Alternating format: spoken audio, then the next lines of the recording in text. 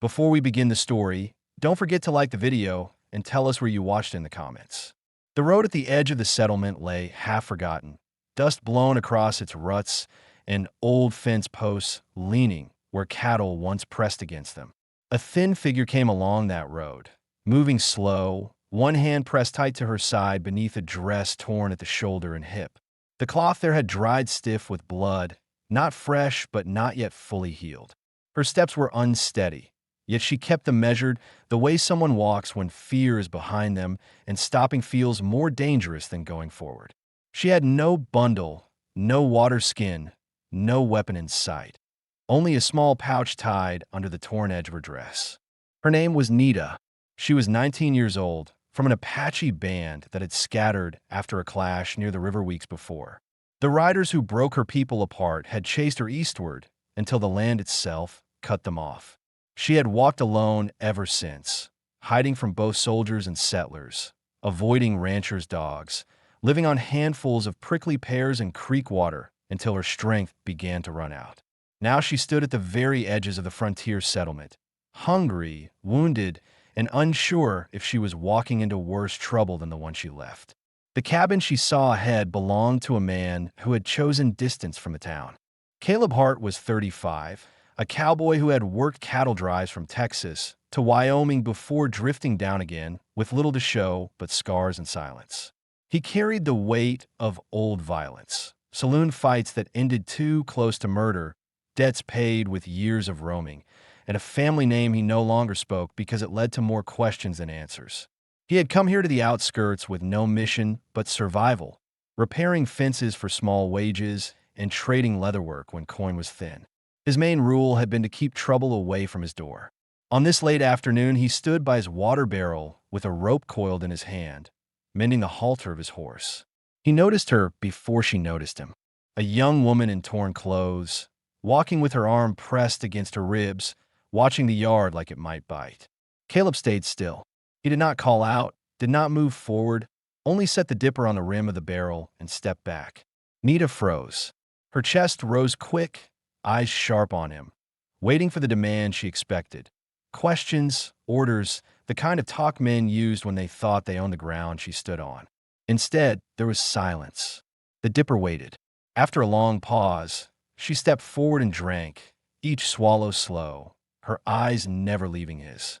The water burned down her throat because it had been too long since she had filled herself without fear. She lowered the dipper carefully, not wanting to look desperate, not wanting to give him reason to press advantage. Caleb studied her, but not with pity. He had seen faces like hers, drawn, tight, ready to bolt at any shift of tone. He knew that if he asked her who she was, she would turn and vanish into the brush, and she might not live through the night. He also knew that if he walked away and left her, she would read it as rejection.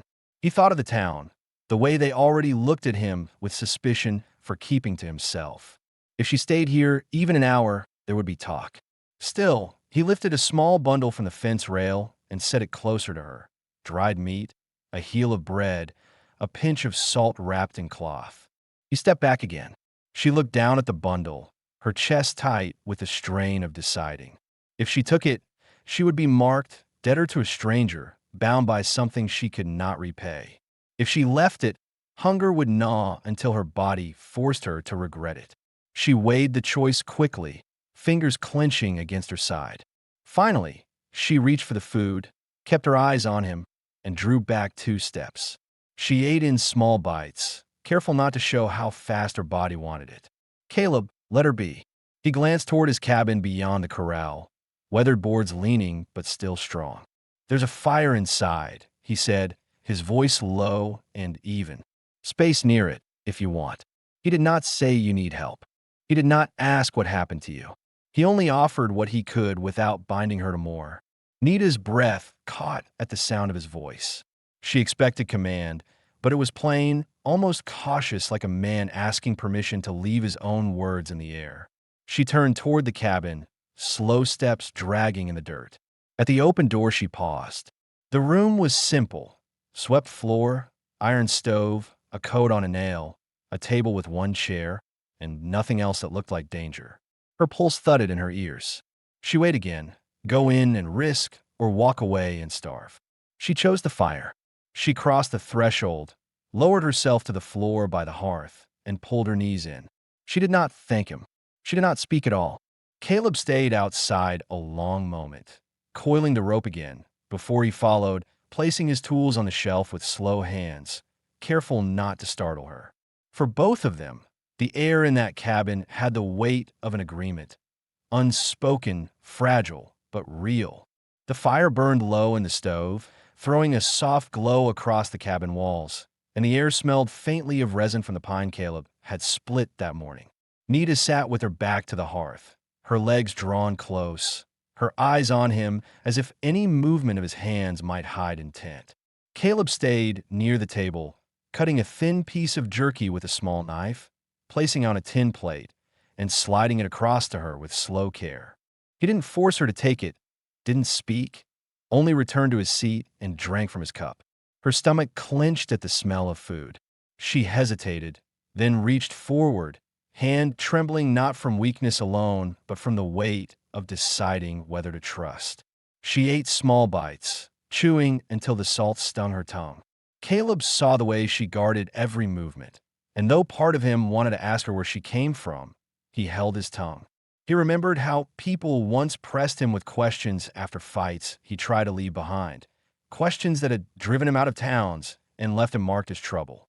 He knew too well the kind of silence that builds a wall, and he chose not to break hers. When she shifted in place, the movement pulled at her side, and she winced. The wound she carried was not fresh, but it hadn't healed right. Caleb set his cup down. "Doctor in town could stitch that," he said, his voice even. She looked at him sharply, a flash of panic tightening her jaw. "No town," she said. Her English was broken but clear, the tone carrying enough finality to end the matter. He gave a short nod, not pressing.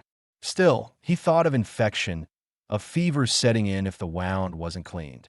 He went to the shelf, brought down a small tin of carbolic, a needle, and a thread already wound.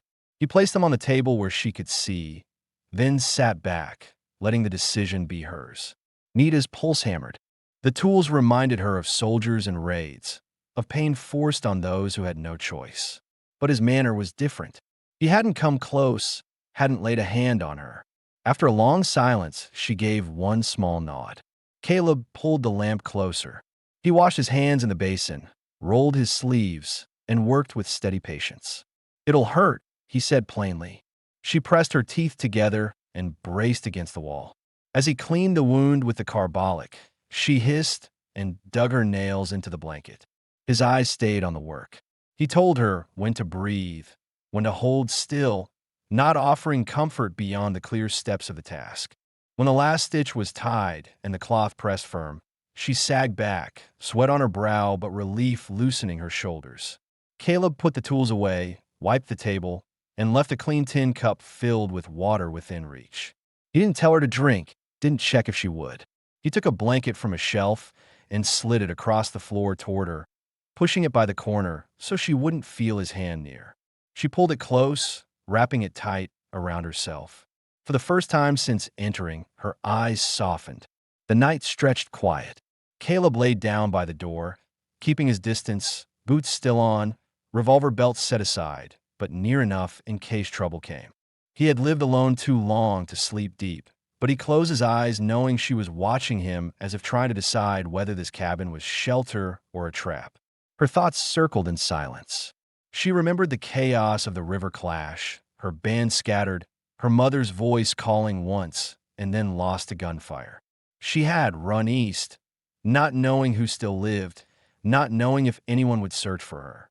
Now here she was, inside a white man's cabin, stitching done by his hands, fire at her back, food in her stomach. Fear had not gone, but it shifted into something heavier, uncertainty. She whispered her name once into the darkness, so quiet he might not have heard. "Nita." Caleb's eyes opened. He didn't sit up, only answered in a calm voice, "Caleb." No more words followed. For both, it was enough to mark that night. By morning, the question of whether she would leave at first light hung over the room. But when she stepped outside and saw him at the fence line, hammering a rail back into place, something inside her weighed the choice again. She could keep walking and vanish into the hills, or she could stay where the fire, the blanket, and the silence had not yet betrayed her. She stayed. Morning light broke across the corral, sharp and pale, and the air still carried the cool of the night. Nita stepped out of the cabin slowly, her body stiff, her side aching from the stitches but no longer bleeding. She had slept in fits, waking often, watching the cowboy by the door shift only once or twice but never move closer to her. That mattered. It meant he hadn't tried to touch her in the dark, hadn't broken the fragile trust she had risked. Her fear wasn't gone, but it had loosened enough for her to test the day. Caleb was already working, his shoulders bent as he drove a nail into a fence rail. He didn't look up when she stepped outside, didn't ask where she was going or why she hadn't run at first light. He swung the hammer with steady rhythm, each strike deliberate. She watched for a while, trying to understand him. Most men she had met outside her people spoke quick, demanded answers, and let anger follow when they didn't get them. This one spoke little, and that silence gave her room to decide for herself. She came closer, cautious but not hiding, and stood near the post he was bracing. When he reached for another nail, she picked it up before he could and held it out. Their eyes met briefly. Then he took it without a word and set it under the hammer.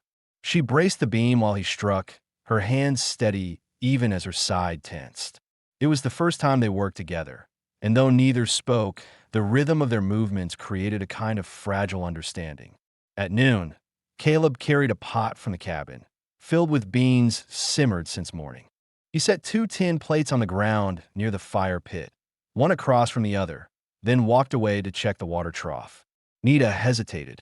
She knew sharing food often came with unspoken obligations, debts she couldn't afford.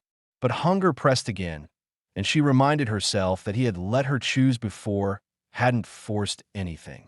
She sat, ate slowly, and when he returned, she gave him a short nod, her first gesture of acceptance. The silence between them carried weight, but it wasn't empty. She studied the lines of his face when he wasn't looking, scar along the jaw, eyes that didn't rest easily but didn't carry cruelty either. She wondered why he lived alone on the edge of town, why no wife, no kin, no neighbors close by.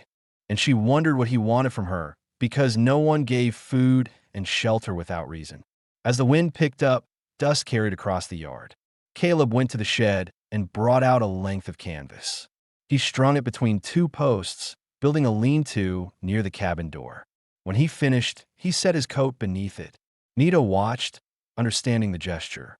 He was offering her choice again, shade, a coat, a place to rest, without telling her what to do. That night she resisted until the air turned colder, then finally pulled the coat around her shoulders. Caleb kept his eyes on the horizon, acting as if he hadn't noticed. By the time the fire burned low again, questions pressed in that neither of them had voiced, but the audience would wonder. Who exactly was this woman? And what had tore her from her people? Why had Caleb, a man who avoided the town and its gossip, chosen to help when he knew the trouble it would bring? And what did Nita want now that she had survived the first nights in his cabin? The answers came in fragments, not direct words. Nita's eyes softened when she looked toward the hills, showing she hadn't chosen this place freely. Caleb's silence when he saw her pain showed he carried his own history of violence and didn't need to ask about hers to understand. Both were people cut loose, she from her band, he from his past, and though neither admitted it, they had recognized that in each other. The day ended with the same question it began with. Would she stay? She lay near the hearth again, the blanket wrapped around her, and listened to the sound of him moving about the cabin, quiet, methodical, never stepping too close. He lay down by the door, as before, placing himself between her and the outside world. She realized then that leaving was no longer her only choice. She had started to weigh staying, even if only for another day. That thought brought both relief and fear, because staying meant trust, and trust had always been the most dangerous risk. The days that followed carried a fragile rhythm. Caleb mending fences, Nita helping in small ways, both keeping their words few and their distance careful. But beyond the cabin yard, the silence did not hold. Word had a way of traveling fast in a town where work was hard and evenings were long. And before the week was out, people had begun to talk. It started when a ranch hand passing the cabin on his way to water horses spotted a slim figure at the doorway. He thought he saw dark hair, a blanket pulled close around narrow shoulders. And when he reached town, he told it at the livery. By nightfall, the saloon carried the story. Caleb Hart, the man who kept to himself, had an Apache woman at his place. For the townspeople, it stirred old wounds. Some remembered raids from years past, a burned wagon outside the canyon, a cousin shot near the river, cattle driven off in the night. Whether Nita had been part of those events didn't matter. Her presence carried the weight of every memory the town had not buried. At the mercantile, the storekeeper's wife said it was dangerous to let her stay so close. At the smithy, men wondered aloud if Caleb had lost sense bringing trouble to his yard. None of them had spoken to Nita. None had seen the truth of her wound or the silence she kept, but suspicion was easier than asking questions. The sheriff heard the talk on the second evening. He sat in the saloon corner, hat on the table, listening while men's voices circled from mocking to uneasy.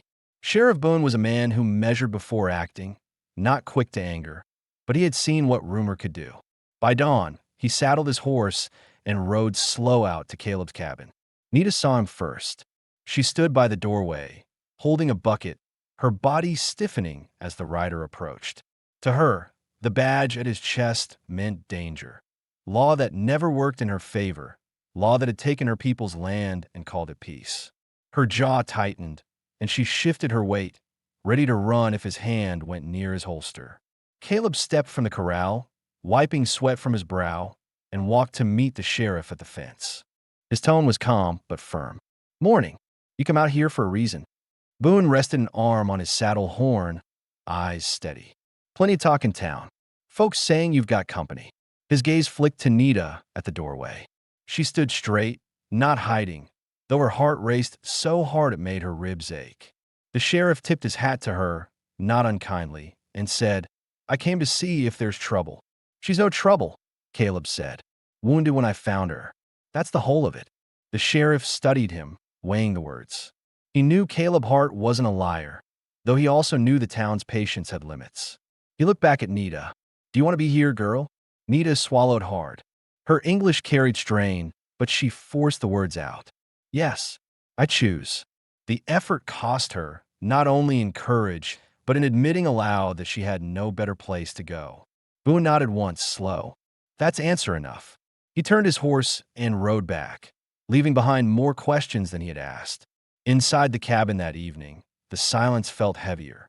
Nita kept glancing at the door, afraid the lawman's return would bring others with him. Caleb noticed, but didn't speak it. He put a plate of beans on the table, left space between them, and let her eat first. She felt the weight of what had happened, the risk of standing visible in the doorway, the choice of saying aloud that she wanted to stay.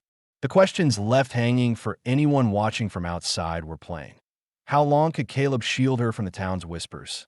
Why did he, a man who had once avoided every tie, now let himself be bound to her fate? And what did Nita expect, knowing each day her presence deepened his trouble? Neither of them spoke these questions aloud, but the answers were beginning to take shape in their actions. Nita had not run when the sheriff came, and Caleb had not denied her presence. That night, for the first time, when he lay down by the door, she slept without waking in fear. It wasn't trust, not yet, but it was something close enough to let her rest. The storm clouds gathered in the distance by mid-morning, a slow gray wall crawling in from the west. Caleb had seen enough of these summer bursts to know it would pass quick but heavy, and he worked the corral gate before the wind carried the dust loose. Nita stood near the cabin, watching him coil rope through the posts, her eyes narrowing at the rhythm of his hands. She wanted to help but still tested every step, unsure if he expected her presence as labor or if she would be in the way. She made her choice when the rope slipped from his fingers. Without asking, she stepped forward and caught it, holding the line steady as he looped it through. Caleb looked at her once, a brief glance, then tightened the knot without a word. They stayed shoulder to shoulder until the gate was tied firm. When the first drops of rain struck the dirt, Nita pulled the loose hair back from her face, and for the first time, Caleb noticed the steadiness in her expression. She wasn't a fragile figure waiting for rescue. She was measuring herself against the work, deciding where she fit. The rain came down hard, rattling the roof and soaking the ground. They took shelter under the lean-to, close enough to feel the damp air off each other's clothes. Nita breathed slow, steadying the ache in her stitched side, and thought about the last storm she had faced on the run. She had crouched under a mesquite tree, clutching a stone knife and praying the riders wouldn't see her tracks. That night had carried only fear. Here, though she was not safe, she wasn't alone either. When the rain eased, Caleb brought her inside. He set beans to boil and laid bread on the table. This time, he didn't walk away. He sat across from her, his forearms resting on the wood, his gaze steady. "How long since you ate before here?" he asked. Nita hesitated. It was the first direct question he had asked her. "2 days," she said, then corrected herself. "Maybe 3. Her voice was hoarse, but it carried honesty. The silence held a moment, and then she gave more, as if testing whether he would twist her words. "There was a fight by the river. Soldiers came. Shots, fire. People scattered. I ran." She stopped, eyes lowering, jaw locked against memory. Caleb nodded once, not pressing, not asking if her family still lived. He knew the answer wasn't one she could give yet. For Nita, speaking those few sentences shifted something inside her. She had carried the story unspoken for weeks, and saying it aloud didn't break her. She watched Caleb carefully, ready for suspicion, ready for the usual words about blame. But he only said, "You walked far to get here." She gave a small nod, her throat tightening, and for the first time she felt he might understand that survival itself had been her only mission. Caleb's own past hung quiet in the room. He thought about how the townsfolk whispered his name, how they saw him as a man who drank too much once, fought too hard, and never carried steady work longer than a season. They thought he had chosen exile, but the truth was simpler. He was tired of debts he couldn't repay and faces that wouldn't forget. His mission now was plain survival, the same as hers. That was the part of her story he understood best. As night came, the storm broke fully, lightning flashing across the ridge. They tended the fire together. She brought kindling, he laid the heavier logs. At one point, their hands brushed as they both reached for the same piece of wood. Nita pulled back quick, her heart beating fast, but Caleb only adjusted the log and said nothing. The silence carried no demand, no shame, just the fact of two people working side by side. The audience might wonder why she didn't try to leave now that her strength was returning, why she stayed where suspicion and danger would find her. The answer was forming in the small moments. She had seen choice in his actions, not force, and choice was a kind of safety she had not known since before the river fight. They might also wonder what Caleb sought in letting her remain when he knew the town's anger would turn on him. For him, it was less about seeking and more about refusing to push her back into the emptiness he knew too well. That night, when the storm passed and the ground smelled of wet earth, Nita lay by the fire and let her body loosen into sleep. Caleb took his usual place by the door, revolver close but untouched. Both of them knew the outside world would close in soon, the whispers already growing. But inside that cabin, for one night more, there was quiet. The days after the storm stretched quiet inside the cabin. But beyond their fence, the mood in town began to shift in ways neither of them could ignore. Whispers had grown into words spoken loud enough for Caleb to hear when he walked down the main street. At the mercantile, the clerk's hand lingered too long on the change, counting the coins slow, as if to remind him he wasn't welcome. Flour that had cost one price the week before now cost a little more. At the blacksmith's, a bent stirrup Caleb had carried and was set aside with the excuse of too much work this week, though the man took another customer's bridle without hesitation. Nita noticed it too. When she followed Caleb into town for the first time, heads turned. A woman carrying laundry paused mid-step, staring with lips pressed tight. Two ranch hands near the hitching rail muttered something under their breath, loud enough for Nita to hear the word raider. She felt heat rise under her skin, part shame, part anger. She had expected rejection, but not its pettiness. The way people looked through her like she was less than whole. The way their eyes slid past Caleb as if he had become invisible for standing with her. Inside the mercantile, she kept close to him, but when Caleb laid down coin for sugar and coffee, she saw the clerk's expression, the way his eyes narrowed on her before setting the bag on the counter. Something in her tightened. She stepped forward, reached into the small pouch she had hidden beneath her dress, and pulled out 2 silver coins she had carried since before the river fight. They had been meant for trade with her own people, but she placed them flat on the counter. "For sugar," she said. Her voice was hard, not a request.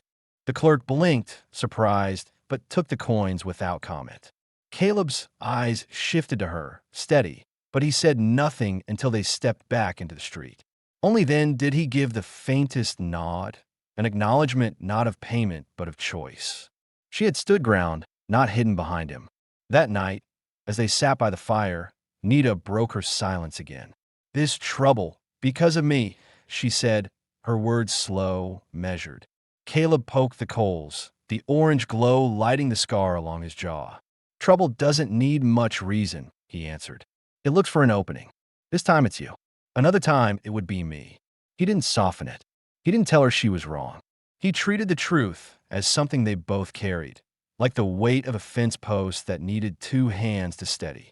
She studied him for a long time. "Why you help me?" she asked at last.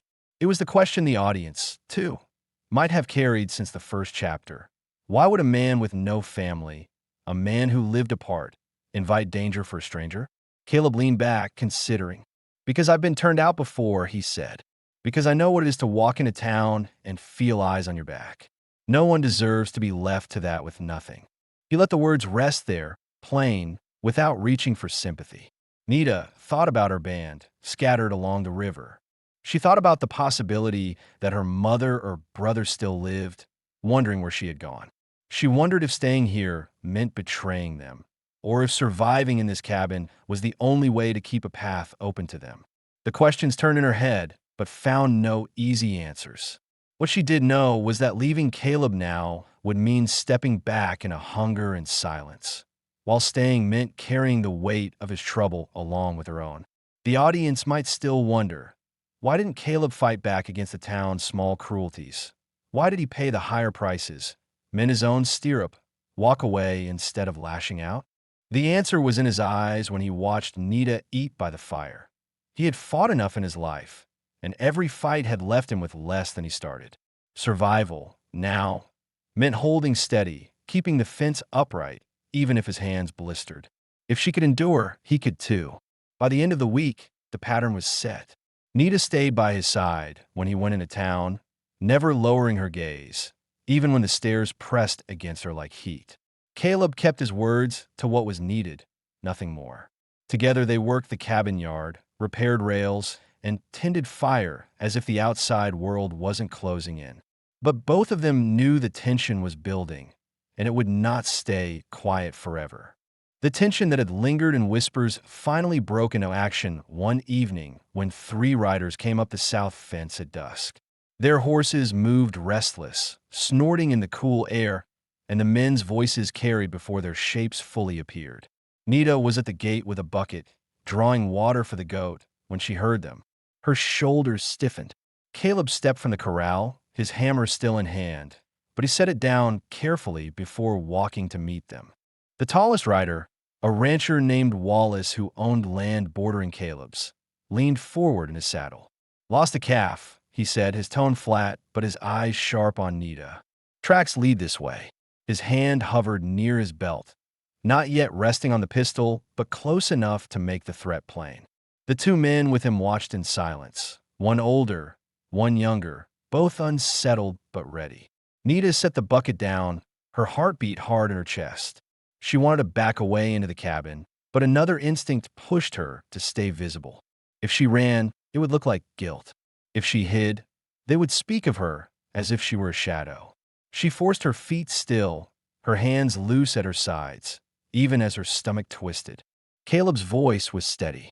"Tracks cut across my pasture, that much is true.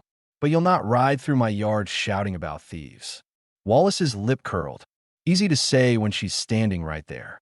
His chin jerked toward Nita. Caleb's jaw tightened. He didn't look at her, not wanting to draw more attention than they already had. "You'll follow the tracks with me. We'll see where they go." The men agreed, but their eyes lingered on Nita as if daring her to flinch. She met their gaze, her face set, refusing to drop her eyes. Inside, fear pressed tight. If they searched the cabin, if they chose violence, there would be no escape. But she also felt something sharper, the need to show them she was not afraid to stand on open ground.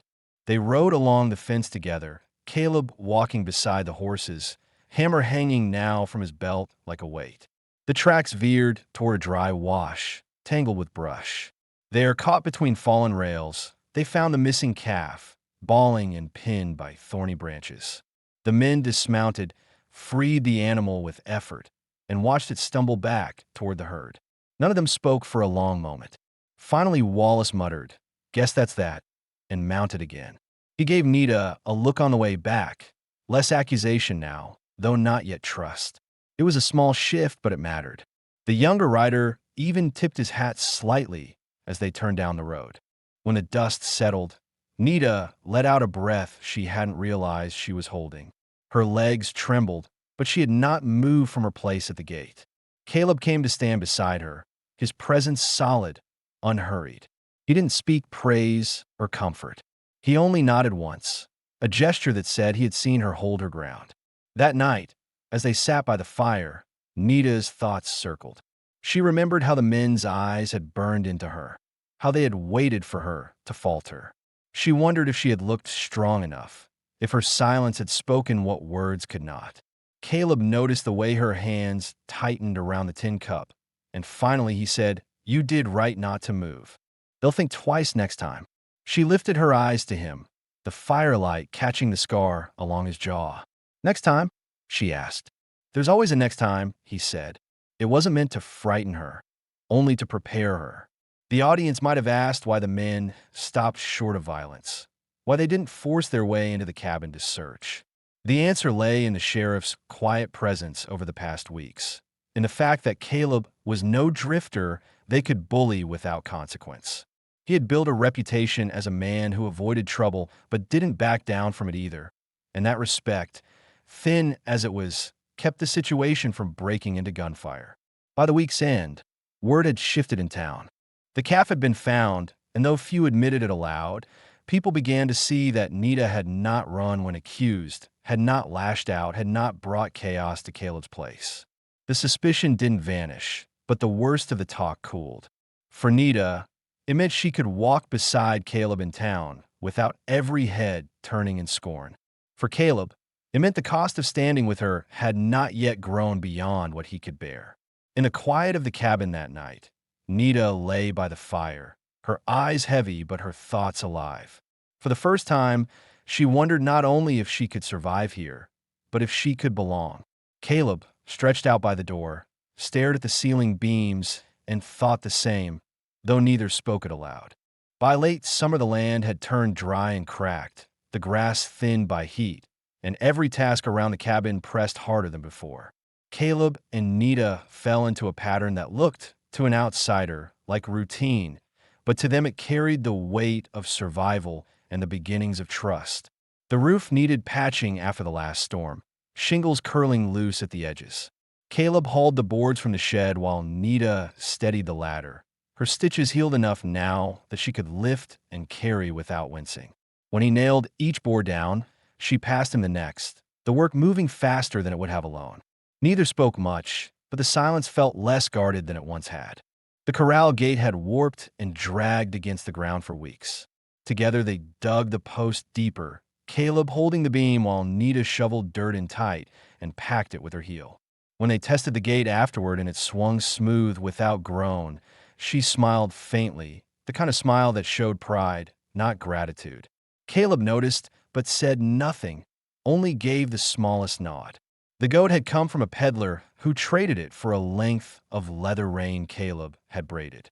Nita took to caring for it, milking it each morning with patience she hadn't shown in other tasks. She fed it scraps of carrot, spoke to it in words from her own tongue, soft and low. Caleb watched once from the doorway, surprised by how the sound filled the yard, but he didn't interrupt.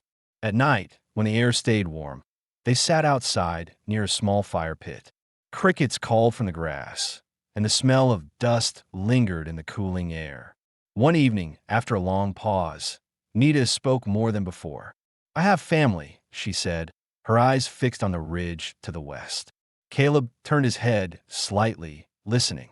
"My mother, my younger brother, they would look for me if they could." Her voice tightened, her throat working against words that carried both hope and grief. "If they are alive, they watch the ridge. That is where my people leave signs." Caleb followed her gaze toward the dark line of land. "You want to leave a mark?" he asked. She hesitated, then nodded. "If they see, they know I am not gone. They know I stand." For the first time, Caleb spoke of what he would do. "I'll ride with you. Not close, not to frighten them, but near enough that you're not alone." He said it as if it were plain, not a favor. Nita studied him, weighing whether his promise came with expectation. But his face stayed steady, his eyes clear. She whispered, "I would like that." For the audience, questions had been building. Did Nita still hope to return to her people? Did she see this cabin as only a stop along her journey? Or was she beginning to settle? And why was Caleb, a man who had walked away from ties his whole life, willing now to tie himself to someone else's cause? Chapter 8 carried those answers in pieces. Nita's words showed she had not given up her past. Her family still anchored her, even from afar. Caleb's willingness to ride to the ridge revealed that, despite his history of drifting, he had chosen to stay where loyalty mattered. That night, when they cleared the plates and let the fire sink low, the quiet between them no longer felt like two strangers guarding their distance. It felt like two people sharing the weight of choices neither could make alone. Nita sat on the step, Caleb beside her, shoulders not touching but closer than before.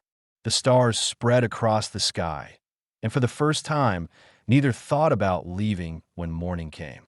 They set out before dawn, the air still cool, the ground holding the last of the night's damp. Caleb saddled both horses, tightening the cinches with deliberate care, while Nita packed a small bundle of stones she had chosen from the creek bed, each one smoothed by water and time. She tied them in a cloth and carried them against her chest. She had explained the night before. The stones and cloth would mark her presence in a way her people would recognize. It was not just a sign of life. It was a message of belonging, proof she had not been erased. The ride to the ridge was quiet, hooves breaking the stillness, birds lifting from brush as they passed. Caleb stayed a few lengths back, giving her space, knowing this was not his ritual to share. When they reached the high ground, Nita dismounted, cradling the stones with careful hands. She set 3 flat on the earth, one atop the other, and pressed an upright stone into the center. From her pouch, she drew a strip of red cloth she had torn from the lining of her dress, tying it to a dry branch and fixing it into the pile. The wind caught the cloth and tugged it, sending a sharp color into the pale sky. Caleb watched from below, arms crossed, eyes scanning the valley. He didn't understand all the meaning behind the ritual, but he understood the intent. She was calling out to whoever was left, telling them she still walked. He thought about what it must feel like to hope someone would see and answer. For him, no one had ever waited or watched. When he drifted from town to town, there was no marker, no family to wonder where he'd gone. Watching Nita, he realized that maybe this was why he hadn't let her go, because she carried a fight he had already lost, and he wanted her to win it. They waited on the ridge until the sun climbed high. No one came. Nita stood stiff, her jaw tight, eyes on the cloth fluttering. Caleb didn't press her to leave. Only when the heat grew heavy did she nod, climb back on her horse, and ride down the slope. A week later they returned. The stones were changed. One turned a quarter circle, a fresh twig tucked under the upright stone. Nita's breath caught in her chest. She knelt, fingers brushing the marker, and whispered words in her own tongue, too soft for Caleb to catch. When she rose, her eyes shone but did not break. "They passed here," she said. "They saw. They could not wait." She took a second strip of cloth from her pouch and tied it to the marker, leaving beside it a small offering of corn kernels wrapped in hide, along with a shell bead polished from long use. It was a message to her family, gratitude, survival, and a sign that she had found a place where she could stand. On the ride home, they were stopped by Sheriff Boone, who had heard from a traveler about markers on the ridge. His voice was cautious when he asked, "Trouble brewing out there?" Caleb spoke first, plain and steady. "Not trouble, just her way of reaching kin." Nita added, "Old ground. Not yours. Not theirs. Just ours." Her tone was even, not challenging, but it carried weight. The sheriff studied her for a moment, then nodded. "Fair enough. I'll pass the word. Town doesn't need to stir itself over what doesn't concern it." He rode off, leaving dust in his wake. Back at the cabin that evening, the fire glowed low, and Nita sat with the weight of the day still pressing her. She had proof her family lived, but the distance between them was wide, and the choice of where she belonged pressed heavier than ever. Caleb sensed the shift, but didn't ask. He handed her a plate of stew, then sat across, letting her thoughts run their course. The audience might wonder, would Nita leave if her family returned? Would Caleb let her go if she chose them over him? And what would bind them if the town's tolerance snapped again? The answers were forming quietly in her decision to return to the ridge, but also in the way she came back each time to the cabin, to the fire, to the silence beside Caleb that had begun to feel less like emptiness and more like home. That night, as the cloth on the ridge fluttered unseen in the dark, Nita lay by the hearth and finally allowed herself to rest without watching the door. Caleb stretched out at his post near the threshold, closed his eyes knowing she had a reason now not just to stay alive, but to stay. Autumn settled over the land with sharp air in the mornings and long shadows in the afternoons. The ridge marker remained where Nita had built it, cloth snapping in the wind, but no new signs appeared. Her family had passed on, alive but out of reach. Each time she thought of it, her chest ached, yet the pain wasn't hollow. It was steadier now, a knowledge that somewhere they still walked, and she still stood. The cabin showed the marks of change too. Caleb had built shelf from plain boards, lined with jars and folded cloth. Nita had traded beadwork in town for a second chair, narrow but sturdy, and she set it beside his at the table. Together, they had built a new gate that swung true on its hinges, the kind of gate that spoke of permanence, not patchwork survival. The yard that once looked temporary now looked lived in. One Sunday morning, Caleb saddled the horses and said, "We'll ride in." Nita understood without more words. They went to the town square, where a handful of people had gathered. The preacher stood under the shade of a broad tree, his Bible worn from use. Caleb asked in plain, "We want it witnessed." "Our choice." Nita stood beside him, her hands folded but her back straight, her eyes scanning the crowd. Sheriff Boone was there, as were two neighbors, men who had once doubted them but now offered no challenge. The preacher's words were simple, more about promise than law, but they carried weight.